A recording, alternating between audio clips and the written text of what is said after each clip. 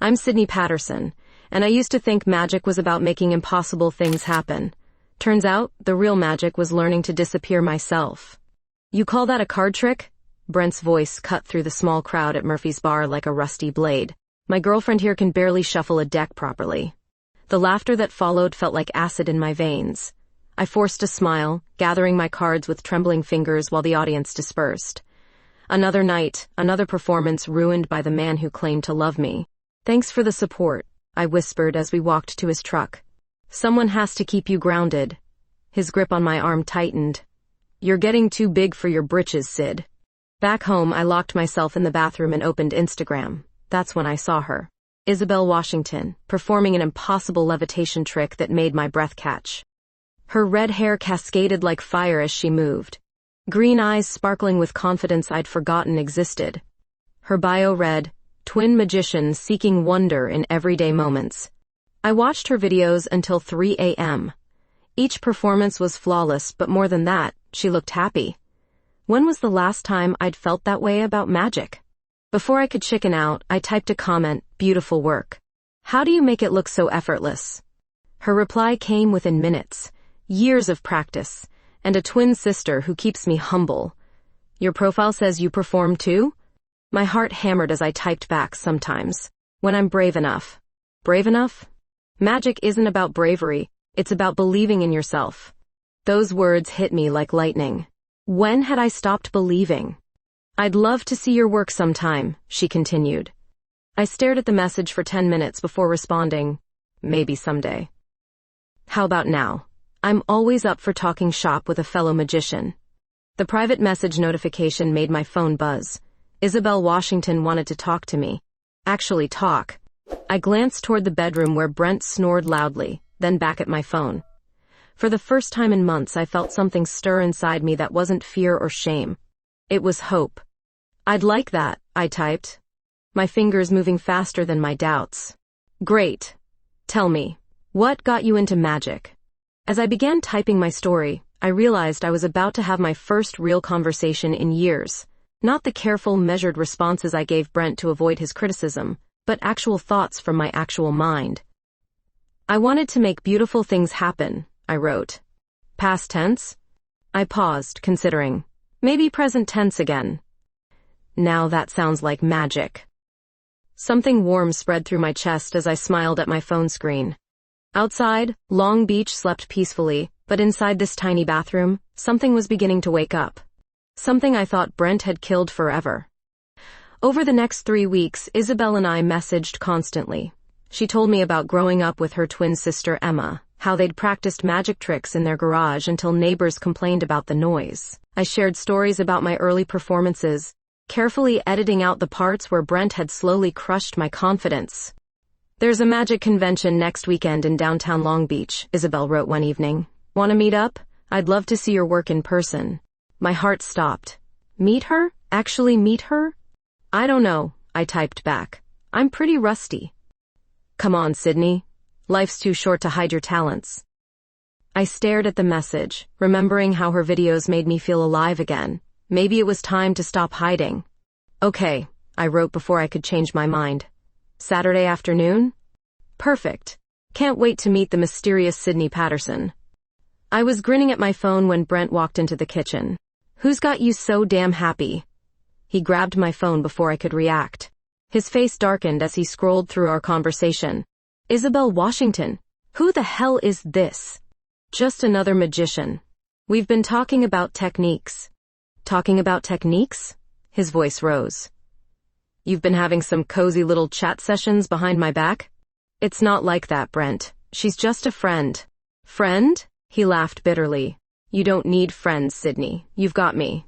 He deleted our entire conversation thread with vicious taps of his thumb. There. Problem solved. You can't do that. The words escaped before I could stop them. His hand slammed against the wall beside my head. I can do whatever I want. You're my girlfriend, not some stranger's pen pal. She invited me to a convention. It's professional networking. Professional, he snorted. You're a bar trick performer, not a professional anything. And you're not going anywhere near this Isabel person. That night, I lay awake thinking about Isabel's laugh in her videos, the way her eyes lit up when she performed. For the first time in years, someone had made me feel like I mattered. I waited until Brent left for work the next morning, then created a new Instagram account. Sorry about yesterday, I messaged Isabel from my backup profile. My phone got messed up. No worries. Still on for Saturday? My fingers hovered over the keyboard. Brent would be furious if he found out. But something inside me was screaming that this mattered more than his anger. Absolutely, I typed. Great. Meet me at Grounds Coffee on 2nd Street. I'll be the redhead with the deck of cards. How will I know it's you? Trust me. You'll know. Saturday morning, I told Brent I was going grocery shopping. He barely looked up from his football game, just grunted something about picking up more beer. My hands shook as I parked outside Grounds Coffee. Through the window, I spotted her immediately. Isabel sat at a corner table, her red hair catching the afternoon light like flames. She was shuffling cards with fluid grace, making them dance between her fingers. She was even more beautiful in person. I almost turned around and left. What was I doing? This was crazy. But then she looked up and smiled, and something inside my chest cracked open. Sydney? She stood as I approached, and damn if she wasn't tall and graceful and everything I'd imagined. That's me. My voice came out smaller than intended. I'm so glad you came. Her handshake was warm, confident. Want some coffee? I've been practicing a new routine while I waited. We talked for 3 hours. She showed me card techniques that made my jaw drop, and I demonstrated a coin vanish that actually impressed her. For the first time in forever, I felt like myself again. You're incredibly talented, she said, leaning closer across the small table. Why do you seem so surprised when I tell you that? The question caught me off guard.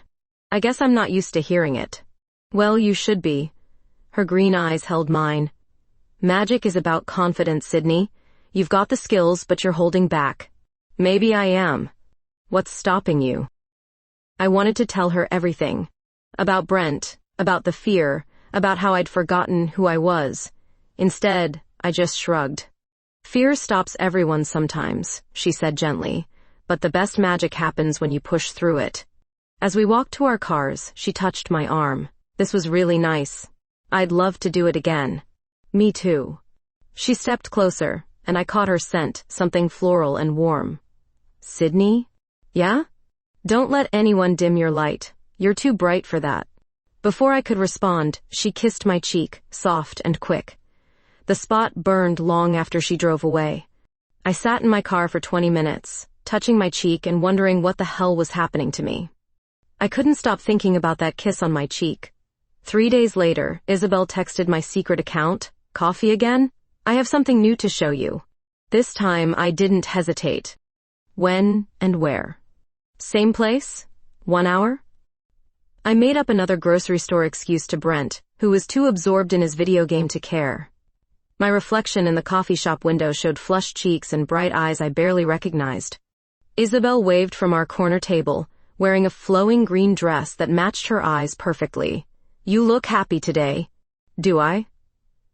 I slid into the seat across from her. Definitely. It suits you. She pulled out a small wooden box. I've been working on something special. Close your eyes. I obeyed, feeling foolish but trusting her completely. Something soft brushed my palm, then vanished. Opened them. A single white rose lay on the table between us, seemingly materialized from nothing. How did you do that?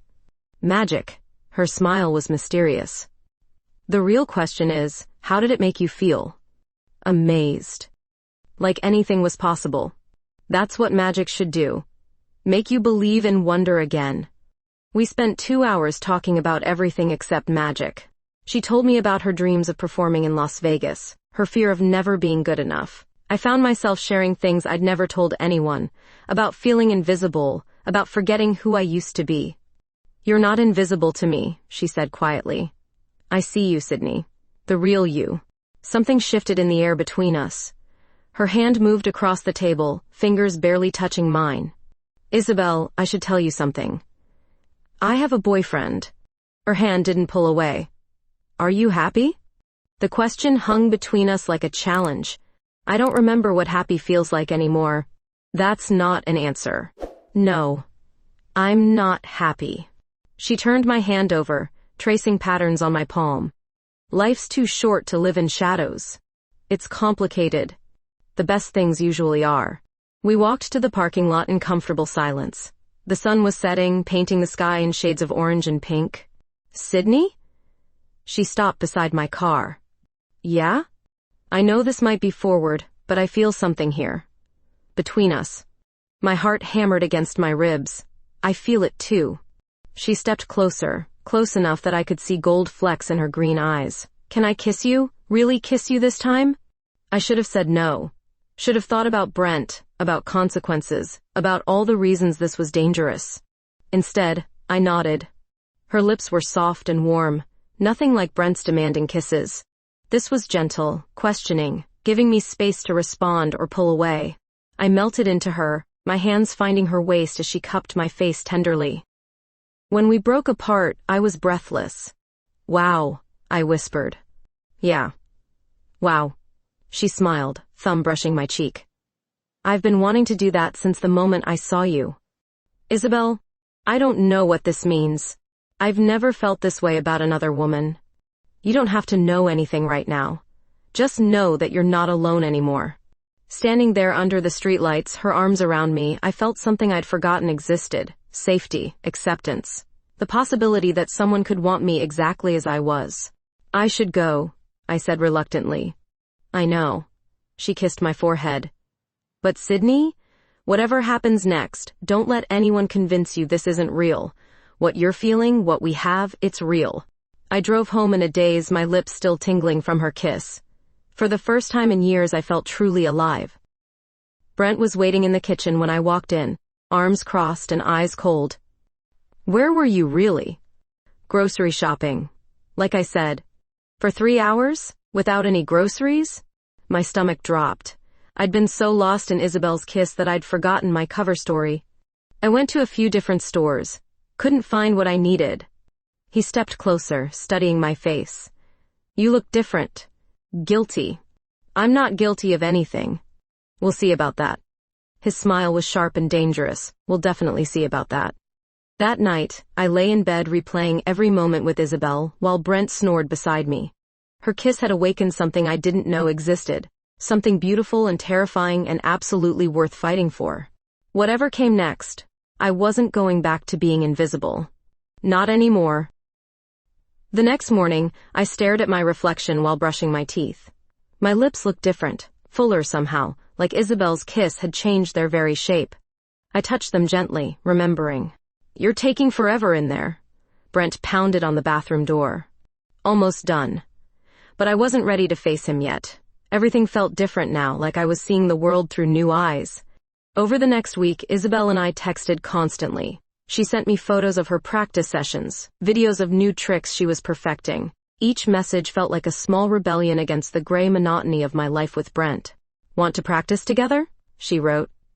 I could use a partner for some routines. Where? My apartment. It's private, quiet, perfect for magic. I knew what she was really asking. The thought terrified and thrilled me in equal measure. Saturday afternoon? Can't wait. Isabel's apartment was everything mine wasn't. Bright, colorful, filled with books and plants and magic props scattered everywhere. Photos of her performances covered one wall, her face radiant with joy in each one. Welcome to my sanctuary, she said, closing the door behind me. It's beautiful. You're beautiful. The words slipped out before I could stop them. She smiled, stepping closer. So are you, Sydney. Especially when you're not afraid. I'm always afraid lately. Not with me. Her fingers found mine.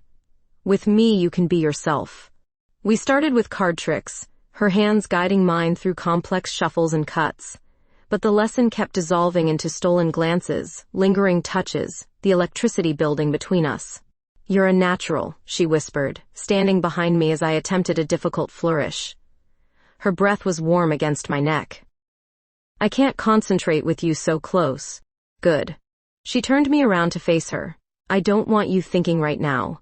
This time when she kissed me, I didn't hesitate. I kissed her back with months of suppressed longing, my hands tangling in her red hair. She tasted like mint and possibility. Sydney, She breathed against my lips. I know this is crazy. The best things always are. She led me to her bedroom, decorated with fairy lights and flowing curtains that made everything feel dreamlike. We moved slowly, carefully, like we were handling something precious and fragile. Her touch was reverent, patient, nothing like what I was used to. She took time to learn my body, to discover what made me gasp and arch beneath her hands. When I touched her in return, she guided me gently, showing me how to please her. We made love like we were creating magic together, soft and intense and absolutely perfect. Afterward, I lay in her arms feeling more complete than I had in years. I never knew it could be like this, I whispered. Like what? Gentle, beautiful, like I mattered. Her arms tightened around me. You matter to me. More than you know. Isabel, I'm so confused. I've never felt this way about anyone, let alone another woman. Labels don't matter. What matters is how you feel. I feel alive. For the first time in forever, I feel alive. We talked until sunset, sharing dreams and fears and secrets. She told me about her first girlfriend in college, how her parents had struggled to accept her sexuality but eventually came around. What about your boyfriend? She asked gently. Brent. His name felt foreign on my lips. I don't know how to leave him. He's made me believe I can't survive without him. That's what abusers do. They make you forget your own strength. Is that what he is? An abuser? You tell me. Does he support your dreams? Make you feel good about yourself? Treat you with respect? The questions hung in the air like accusations. I knew the answers, had always known them. No, I whispered. Then you know what you need to do.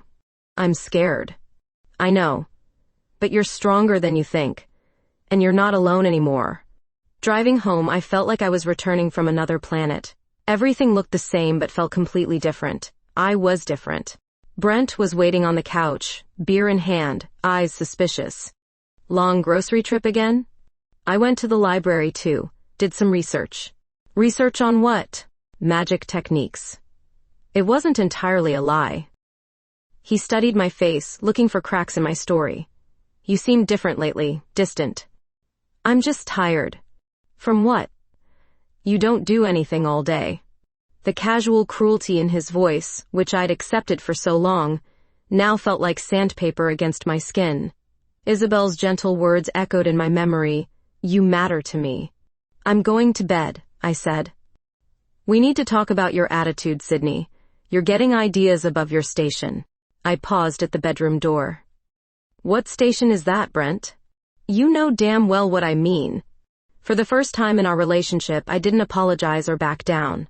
I just looked at him, really looked at him, and saw him clearly. A small, insecure man who needed to diminish others to feel big. Good night, Brent. I closed the door on his sputtering protests, my heart pounding with a mixture of fear and exhilaration.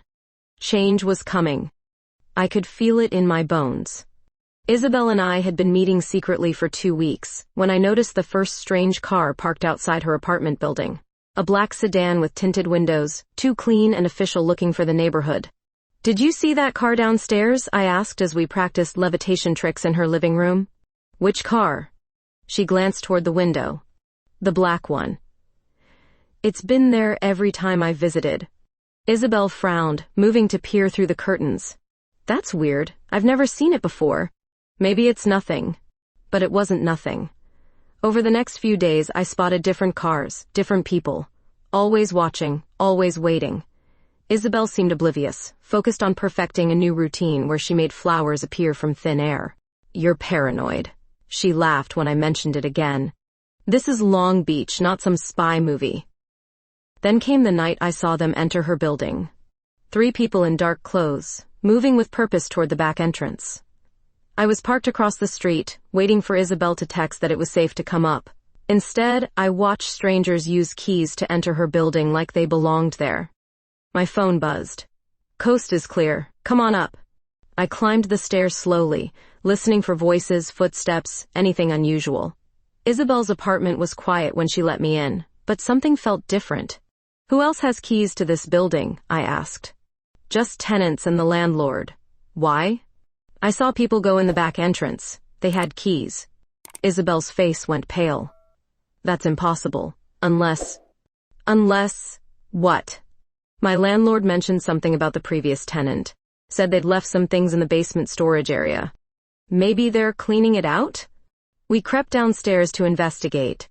The basement was supposed to be empty except for old furniture and Christmas decorations. Instead, we found a sophisticated setup, computers, communication equipment, maps of Long Beach with certain buildings marked in red. What the hell is this? Isabel whispered. I don't know, but we need to get out of here. Footsteps echoed in the hallway above us, multiple sets, moving with military precision. They're coming back. I grabbed Isabel's hand. Is there another way out? The fire escape in my bedroom. We raced upstairs, my heart hammering against my ribs. Isabel threw clothes into a bag while I watched the street through her window. There. I pointed to a woman in a gray suit talking into a phone. She's been watching your building for days. This is insane. Why would anyone be watching me? Maybe they're not watching you.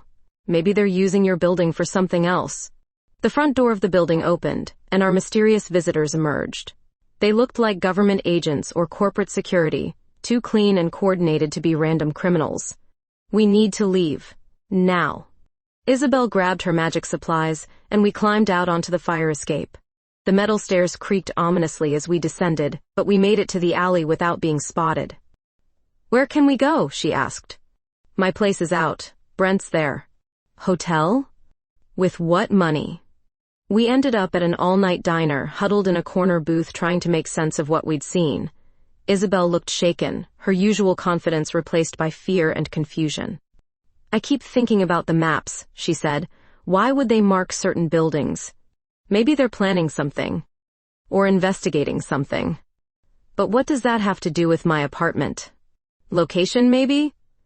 Your building has a clear view of the harbor, the government buildings downtown.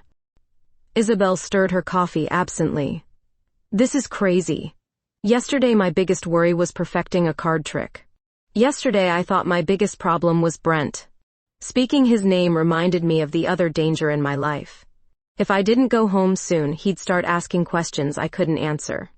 I have to go back, I said reluctantly. Sydney, no. What if those people are dangerous? What if Brent is dangerous?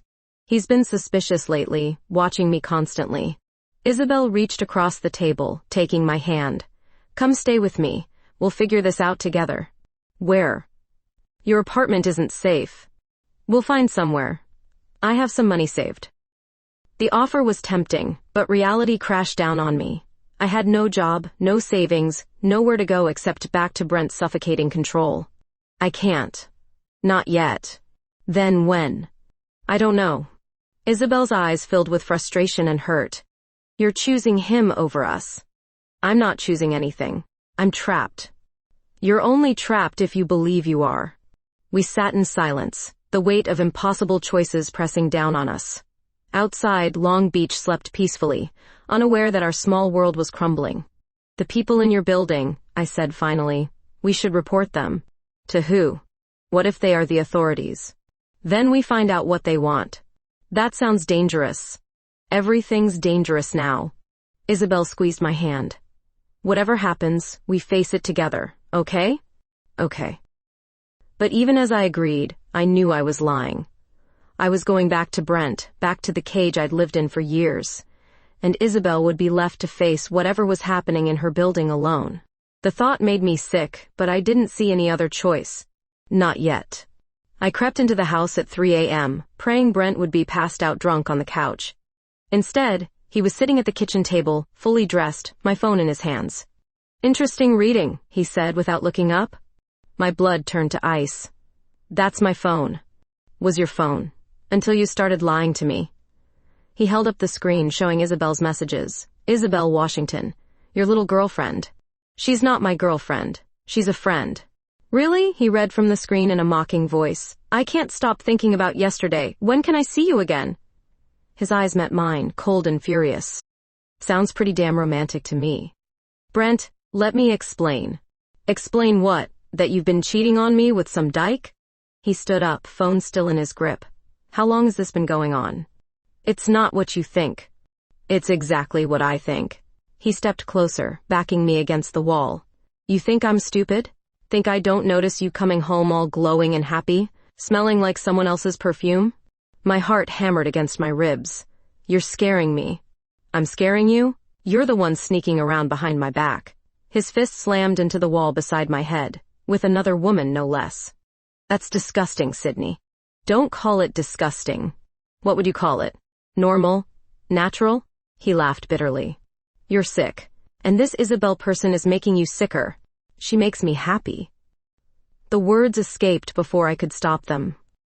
Brent's face went white with rage. Happy?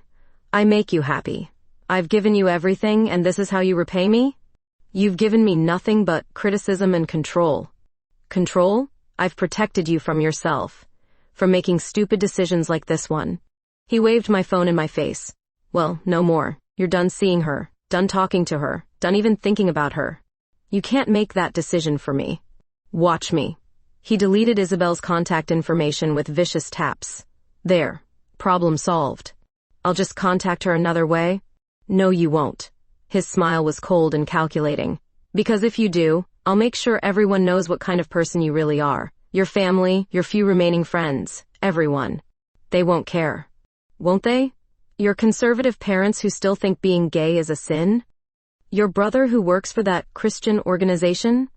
My stomach dropped. He was right. My family would be devastated, disgusted. They'd never understand. You wouldn't. Try me. One more meeting with your girlfriend, and I'll send them photos, messages, everything. See how much they love their perverted daughter then? Tears burned my eyes. Why are you doing this? Because I love you.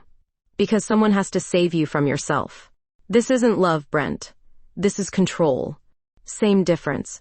He pocketed my phone. You'll thank me later, when you come to your senses.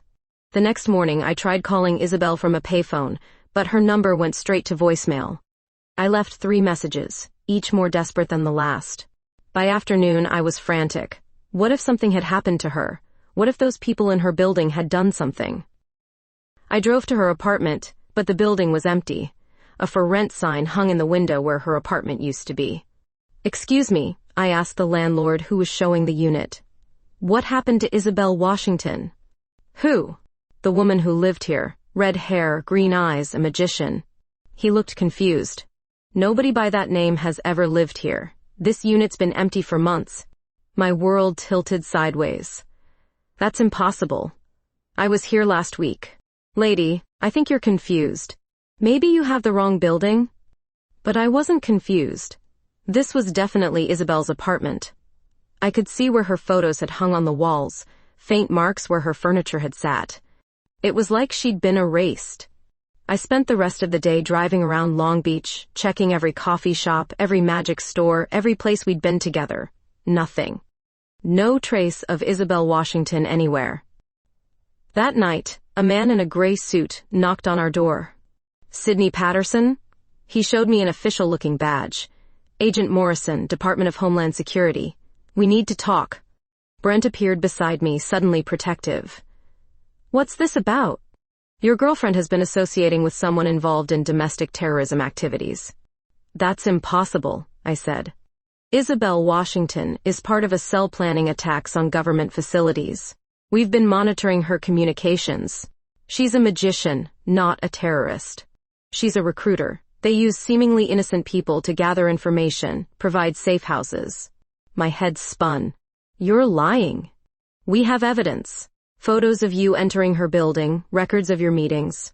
You're lucky we don't consider you a co-conspirator. Where is she? In federal custody. And if you're smart, you'll forget you ever knew her. Agent Morrison handed me a card. If she tries to contact you, call this number immediately, for your own safety. After he left, Brent put his arm around me, suddenly gentle. I'm sorry, baby. I know this is hard. But I tried to warn you she was trouble. I stared at the agent's card, my mind reeling. Everything felt wrong, impossible. Isabel wasn't a terrorist. She was kind, gentle, artistic. But then I remembered the equipment in her basement, the maps, the people watching her building. Maybe I'd never really known her at all. Come here, Brent said softly. Let me take care of you. For the first time in weeks, I let him hold me while I cried. Not because I trusted him, but because I had nowhere else to go. Isabel was gone, and I was more trapped than ever. 3 days after Agent Morrison's visit, I got a text from an unknown number, coffee shop on Pine Street, 1 hour, come alone. My hands shook as I read it. Isabel was alive, and she wanted to see me. I told Brent I was going to the pharmacy and drove straight to Pine Street. The coffee shop was small, dimly lit, perfect for hiding. Isabel sat in the back corner wearing a baseball cap and sunglasses, but I'd recognize those graceful hands anywhere. "You came," she said, as I slid into the booth across from her. "They said you were a terrorist." They lied. She pulled off the sunglasses, revealing tired green eyes. "Sydney, everything that agent told you was fabricated.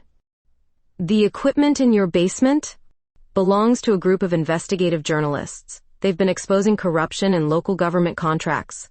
Someone powerful wants them stopped." My head spun. "So, you're not in federal custody?"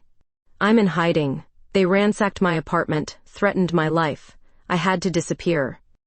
"Why didn't you tell me about the journalists?" "I didn't know until after you left that night. My landlord finally explained everything. The previous tenant was one of their researchers. They needed a safe location for their equipment." Relief flooded through me, followed immediately by anger. "Do you know what I've been through? Thinking you were gone, that everything between us was a lie?" "I'm sorry. I tried calling, but your number was disconnected. Brent took my phone. He knows about us." Isabel's face darkened. "What did he do?"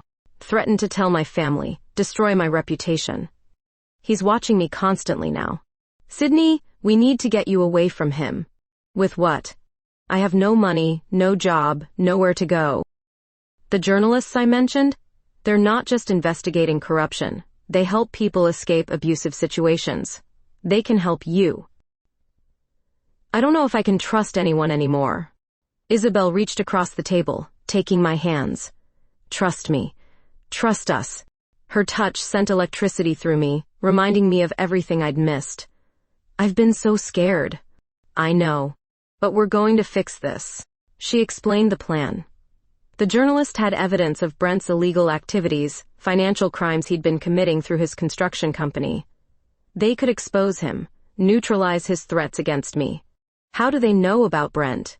I told them everything. About us, about his abuse. They did some digging. "You investigated my boyfriend?" "I investigated the man who was hurting the woman I love." The word hung between us like a bridge. Love. Isabel. "I know it's fast, I know it's complicated. But I love you, Sydney. I'm not giving up on us." Tears filled my eyes. "I love you too. That's what makes this so hard." "Then let's make it easy. Come with me, tonight." "Where?" "Safe house. The journalists have a place where Brent can't find you. We can be together while they build the case against him." The offer was everything I wanted and everything I feared. Freedom, love, a chance at happiness, but also uncertainty, danger, burning every bridge I'd ever known. "What about my family, my life here?" "What life? You're miserable with Brent. Your family doesn't even know the real you." She was right, but it didn't make the choice easier. "I need time to think." "We don't have time. Brent's getting suspicious. The journalists think he might try to hurt you." "He's never been physically violent." Emotional abuse escalates, Sydney, especially when the abuser feels they're losing control. As if summoned by our conversation, my phone buzzed with a text from Brent. "Where are you? You said pharmacy. Been gone 2 hours." "I have to go." "Don't go back to him. Please." "I need to get my things. Figure out how to do this safely." Isabel pulled out a burner phone. "Take this. I'll call you tonight with the address." What if this is a mistake? What if it's not? She leaned across the table, kissing me softly. What if this is the best decision you'll ever make? Her lips tasted like hope and possibility. When we broke apart, I felt stronger than I had in years. "Tonight," I whispered. "Tonight." I drove home in a daze, the burner phone hidden in my purse like a secret weapon. Brent was waiting in the driveway, arms crossed, face dark with suspicion. Long trip to the pharmacy. They were busy, long lines. "Where's your prescription?" My stomach dropped. I'd forgotten to actually buy anything. They didn't have what I needed. Have to try somewhere else tomorrow. He studied my face, looking for cracks in my story. You look different. Guilty. I'm tired, Brent. It's been a long day. Has it? Doing what, exactly? Running errands. Thinking about things. What things? Us. Our relationship. Whether I'm happy? The honesty surprised us both. Brent's expression shifted from suspicion to something more dangerous. And what did you decide? I looked at him, really looked at him, and saw him clearly for the first time in years. A small, insecure man who needed to control others to feel powerful. I decided I deserve better. His hand moved faster than I expected, grabbing my wrist hard enough to bruise. You don't get to decide anything. I decide. I've invested too much in you to let you throw it all away. Let go of me. Or what? You'll run to your girlfriend? She's not my girlfriend anymore. You made sure of that. Damn right I did. His grip tightened. And I'll do whatever it takes to keep you in line. For the first time, I saw real violence in his eyes. Isabel had been right. This was escalating. You're hurting me. I'm saving you. From yourself, from her, from making the biggest mistake of your life. The burner phone felt heavy in my purse, a lifeline to freedom. Tonight couldn't come fast enough. I understand. I lied. You're right. I was confused. His grip loosened slightly. That's my girl. I knew you'd come to your senses. But I hadn't come to my senses. I'd finally lost them completely. And it felt like the most sensible thing I'd ever done. At midnight, the burner phone buzzed with an address across town. I waited until Brent's snoring filled the bedroom, then slipped out with nothing but my purse and car keys.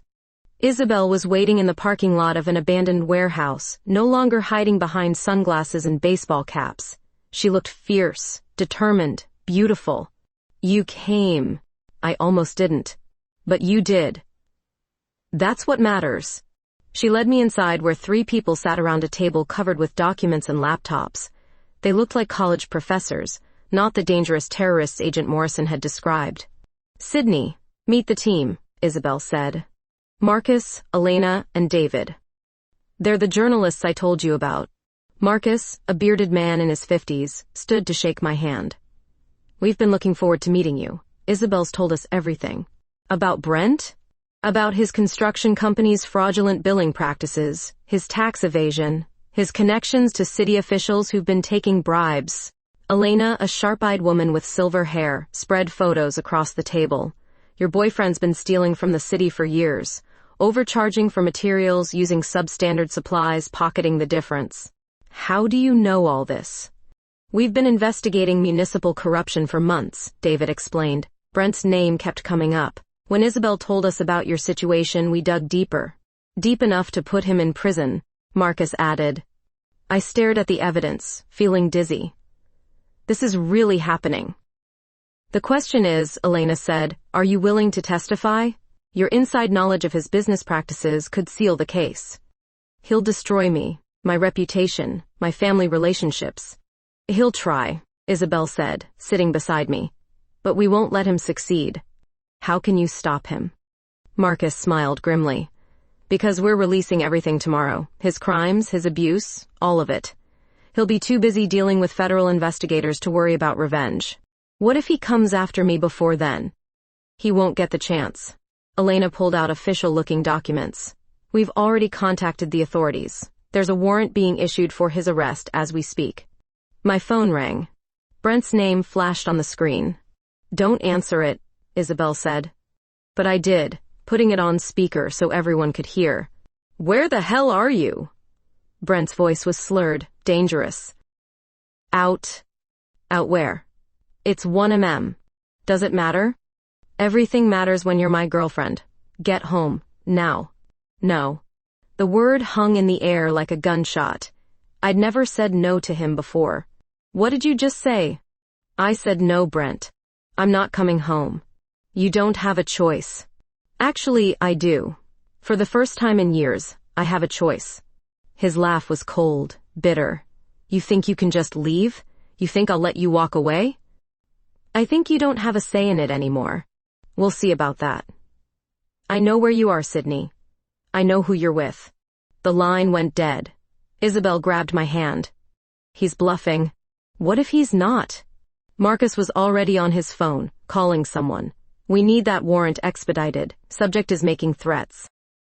20 minutes later, police sirens wailed in the distance. Elena monitored police scanners while David tracked Brent's location through his phone. They got him, Elena announced. Arrested at his house, trying to load a gun. Relief flooded through me so powerfully I nearly collapsed. It's over? The arrest is just the beginning, Marcus said. But yes, the immediate danger is over. Isabel pulled me into her arms, holding me tight. You're safe now. I can't believe it's real. Believe it. She kissed my forehead, my cheeks, finally my lips. You're free, Sydney. We're free. The kiss was different this time. Not stolen or secret, but open and honest and full of promise. When we broke apart, I was crying. What happens now? Now we build a life together, Isabel said. If that's what you want. It's all I want. Even if it means starting over, new city, new careers, new everything. I looked around the warehouse at these people who'd risked their safety to help a stranger escape abuse. At Isabel, who'd fought for us when I was too scared to fight for myself. Especially if it means starting over. Elena smiled. We have contacts in Las Vegas. Entertainment industry connections. Perfect for two magicians looking for a fresh start. Las Vegas? Think about it, Isabel said, eyes sparkling. We could perform together, really perform, not hiding in dive bars but on real stages. The dream I'd buried years ago suddenly seemed possible again. Partners? In everything. David handed me a new phone. Clean number, untraceable. Your old life officially ends tonight. I took the phone, feeling its weight like a key to freedom. What about my family? You can contact them when you're ready, Marcus said gently. On your terms, not Brent's. They might not understand. The people who love you will try, Isabel said. And the ones who don't weren't worth keeping anyway. She was right. I'd spent years trying to be someone else's version of acceptable, never asking what I actually wanted. So, what do you want, Sydney Patterson? Isabel asked, reading my thoughts. I looked at her beautiful face, her confident smile, her hands that created magic and made me feel alive. I want you. I want us. I want to stop being afraid. Then that's what you'll have. Outside, dawn was breaking over Long Beach, painting the sky in shades of pink and gold. Soon we'd leave this city behind, start fresh somewhere new. But first, Isabel kissed me again, and I kissed her back with everything I had. No more hiding, no more fear, no more pretending to be someone I wasn't. Just us, and magic, and the promise of tomorrow. 6 months later, I stood backstage at the Venetian Theater in Las Vegas, adjusting Isabel's bow tie while she fixed my hair. The sound of 2,000 people filled the auditorium beyond the curtain. Nervous? She asked, her green eyes sparkling with excitement. Terrified you? Same. She grinned. But the good kind of terrified. We'd spent months perfecting our act, combining our individual talents into something magical. Isabel's dramatic flair balanced my subtle technique perfectly. The critics called us the Phoenix Twins, rising from ashes to create something beautiful. 5 minutes, ladies, the stage manager called. Isabel took my hands, squeezing gently. Remember when you thought you'd never perform again? Remember when you thought we'd never get out of Long Beach alive? We laughed, the tension breaking. Everything had changed since that night in the warehouse. Brent was serving 5 years for fraud and corruption. The journalists had won a Pulitzer for their investigation, and we'd built something real together. I have something for you, Isabel said, pulling a small velvet box from her pocket. My heart stopped. Isabel. I know it's fast, I know it's crazy, but I also know I want to spend my life making magic with you. She opened the box, revealing a simple silver ring with a small diamond that caught the stage lights like captured starlight. Sydney Patterson, will you marry me? The question I'd never thought I'd hear, from the woman I'd never thought I'd find.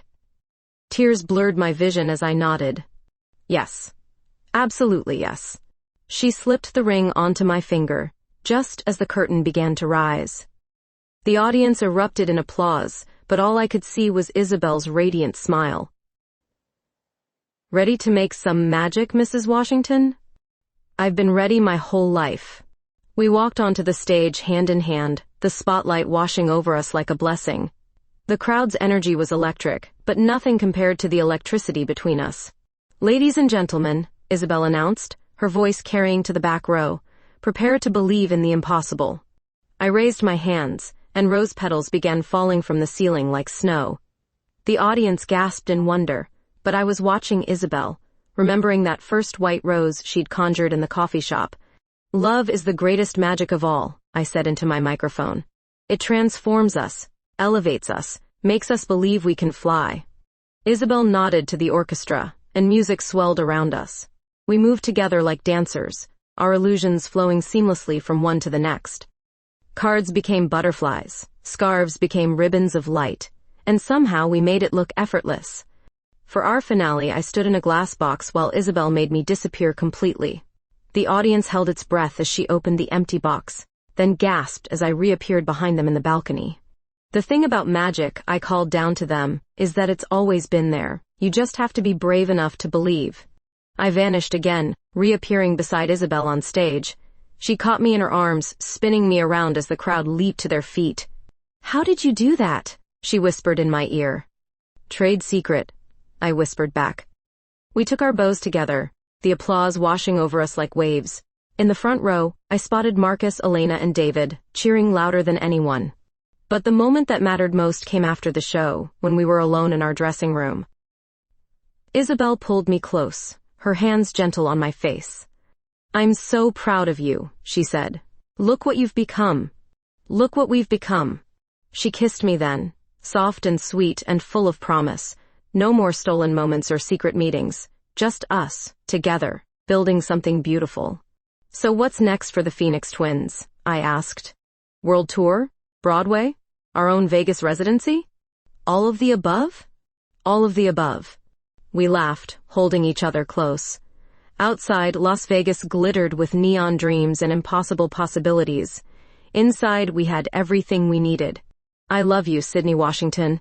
"I love you too, Isabel Washington." The names felt right, like we'd always been meant to share them. We'd found each other in the darkness and created light together. Real magic. The kind that lasts forever. Later that night, we stood on our hotel balcony overlooking the Strip, still wearing our stage makeup and costumes. The city sparkled below us like a constellation fallen to earth. "Any regrets?" Isabel asked. I thought about Brent, about my old life, about all the years I'd spent being afraid. Then I looked at the woman beside me, the ring on my finger, the future stretching ahead of us bright with possibility. Not a single one. She smiled, pulling me into her arms. "Good. Because this is just the beginning." "The beginning of what?" "Everything." And as she kissed me under the Nevada stars, I knew she was right. This wasn't an ending at all. It was magic.